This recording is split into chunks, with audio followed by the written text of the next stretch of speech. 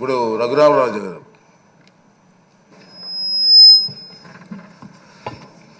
పదహారవ శాసనసభ సభాపతిగా మిమ్మల్ని ఏకగ్రీవంగా ఎన్నుకున్నందుకు హృదయపూర్వక శుభాభినందనలు తెలియజేస్తూ, నన్ను ఎంపిక చేసిన సభానాయకులు చంద్రబాబు నాయుడు గారికి, ఎన్నుకున్న నా ఉండి నియోజకవర్గ ప్రజలకు, శాసనసభ్యుడిగా నాకు మొట్టమొదటిసారిగా మాట్లాడే అవకాశం ఇచ్చినందుకు మీకు నా ధన్యవాదాలు తెలియజేస్తున్నా. అందరూ చెప్పారు, మీరు ఎన్నిసార్లు మంత్రులు చేశారు, ఎన్నిసార్లు ఎమ్మెల్యేలు చేశారు కాబట్టి సమయం కూడా తక్కువ ఇచ్చారు కాబట్టి వాటి జోలికి వెళ్లకుండా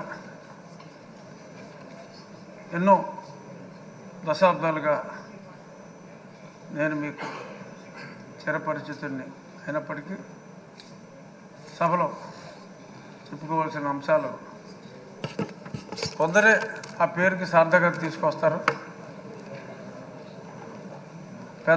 చిన్నవారికి అయ్యగా, మీ తోటి వయసులందరికీ అన్నగా, రాష్ట్ర ప్రజలందరికీ ఎంతో ప్రీతిపాత్రుడుగా, అయ్యన్న పాత్రుడుగా పరిపూర్ణమైన పేరు మీకు మీ తండ్రి గారు పెట్టారో తాతగారు పెట్టారో, ముందుగా వారికి నా ధన్యవాదాలు తెలియజేస్తూ, ఈ సభ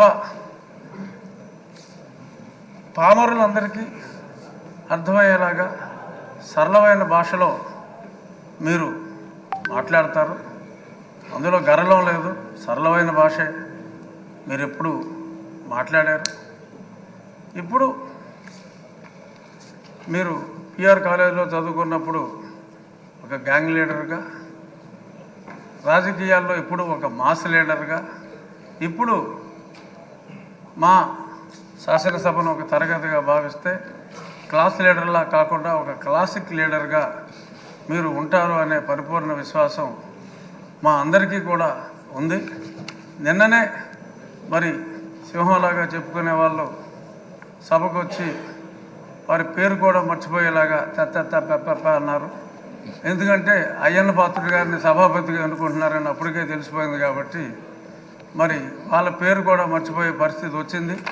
అంచేత వాళ్ళు ఎప్పట్లాగా అలాగే ఆ సీట్లన్నీ ఖాళీగా ఉంటాయేమో, మరి ప్రతిపక్ష పాత్ర పోషించాలి అంటే మరి పాలకపక్షంలోనే అందరికీ కూడా మీరు మాట్లాడే అవకాశం, కేవలం పొగడ్తలకే పరిమితం కాకుండా, మంత్రులకే అవకాశం కాకుండా, మాలాంటి శాసనసభ్యులందరికీ కూడా మీరు తప్పకుండా అవకాశం ఇవ్వాలి. సోదరుడు మనోహర్ గారు చెప్పినట్టు మాజీ స్పీకర్ గారు అందరికీ కూడా డిబేట్లో మాట్లాడి, ఒక శాసనసభ్యుడికి శాసనసభలో గౌరవం ఉన్నప్పుడే వారి వారి అసెంబ్లీ స్థానాల్లో కూడా వారికి గౌరవం ఉంటుంది.